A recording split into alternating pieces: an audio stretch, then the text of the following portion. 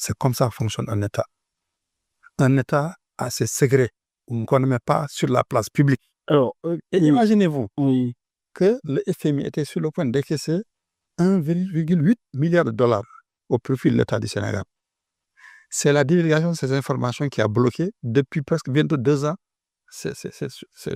Et c'est à cause de ça, l'absence de coopération avec le FMI, que tous les autres bailleurs ont croisé les bras.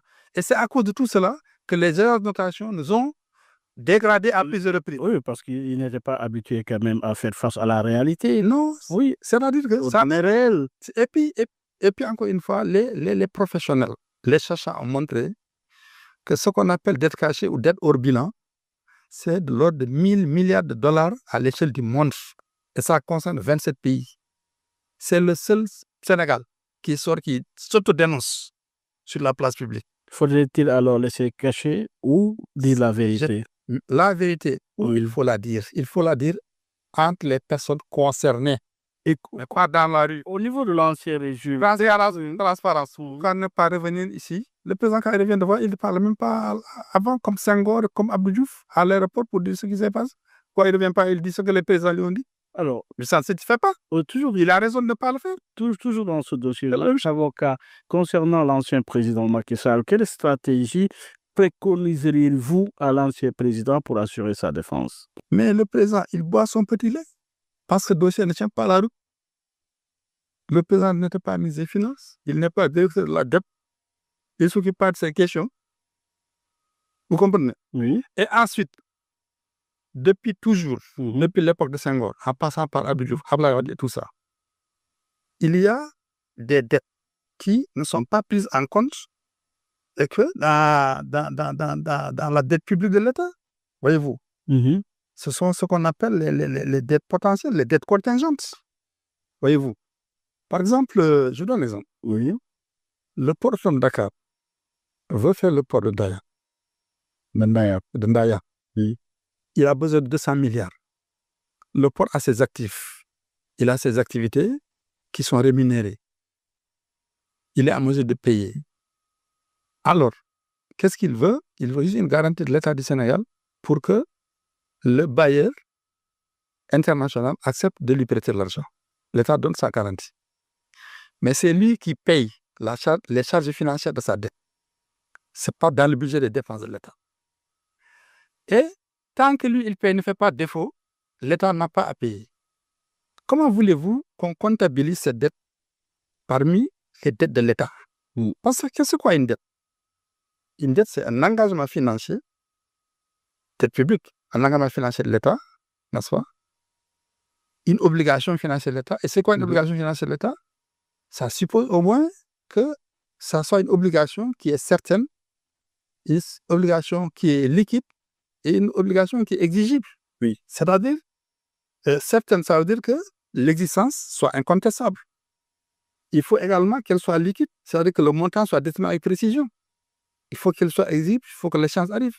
Or, ici, l'État est garant. L'entreprise qui est garantie paye. N'a pas fait défaut. Mais en quoi l'État est mis en cause? L'État ne sera mis en cause qu'en cas de défaut de l'entité garantie, ce qui n'est pas encore le cas. Pour l'instant, attendons de voir la suite. Mais maître Elhadji Amadou Ali Kane, maintenant abordons la troisième séquence de ce dossier. Je veux parler des violences survenues dans la période 2021-2024. Dites-nous, maître, quelle garantie procédurale pour encadrer ces arrestations? Moi, ce que je voudrais faire remarquer, c'est qu'il y a une loi d'amnistie qui avait été votée. Il a dit que tous les faits en relation avec des manifestations politiques qui sont passées en 2021-2024 étaient non soumis à amnistie. Oui. Alors, il y a eu une saisine du Conseil constitutionnel à la suite d'une loi, je crois, de révision, je ne sais pas comment on l'appelait là, à l'Assemblée nationale. La révision constitutionnelle? Non, il y a une loi qui tendait à revoir la loi d'amnistie. C'est ça. N'est-ce pas? Alors, le Conseil constitutionnel a répondu en disant, écoutez, l'amnistie ne peut pas couvrir les crimes imprescriptibles, comme les crimes de torture ou les crimes contre l'humanité. Donc, par conséquent, tous les autres crimes sont couverts, sauf ces crimes-là. Alors, aujourd'hui, si on essaie de poursuivre, personnellement, j'ai toujours soutenu que nous ne sommes pas en mesure de mener des enquêtes et de faire des poursuites sur ces événements. Pourquoi? Parce qu'il y a eu un affrontement entre deux camps, ou si on peut les appeler comme ça. On avait l'ancienne opposition qui est aujourd'hui au pouvoir, qui était dans la rue, qui faisait de l'insurrection.